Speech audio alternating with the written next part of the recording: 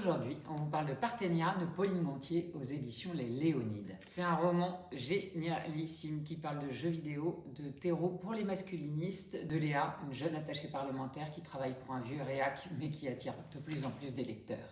On suit aussi le parcours de Baptiste, un jeune gamer qui passe de plus en plus de temps en ligne sur le jeu Parthenia. Dans tout ça, tout se mélange, les personnages vont se rencontrer, le vieux réac va faire tout ce qu'il a à faire en tant que bon politique pour arriver là où il veut arriver.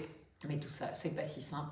Vraiment, j'ai adoré ce roman et pourtant je suis pas gameuse, alors c'est pour vous dire. Je vais vous en lire un extrait. C'est un peu plus tard que les choses se sont gâtées, lorsque les épaules des autres ont gonflé plus que les siennes et que des boucs ont recouvert leur menton carré.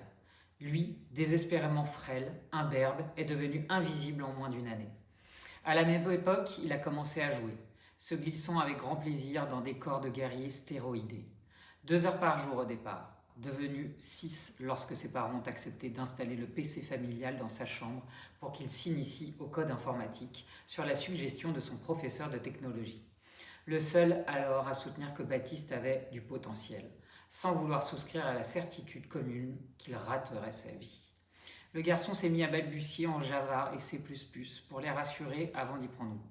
Puis, quand tous dormaient, il s'est consacré tout entier à son véritable objectif, conquérir les premières places des classements Counter-Strike et Call of Duty. C'est un roman que je vous conseille vraiment parce qu'au-delà du côté gaming, on va avoir 2 personnages hyper intéressants, Baptiste et Léa. Sur le principe, ils n'ont rien à voir, mais ils ont un amour commun, c'est le jeu vidéo en ligne. Et puis jeux vidéo, politique, stratagème, influence des électeurs, peut-être qu'à un moment ça peut résonner avec le monde actuel.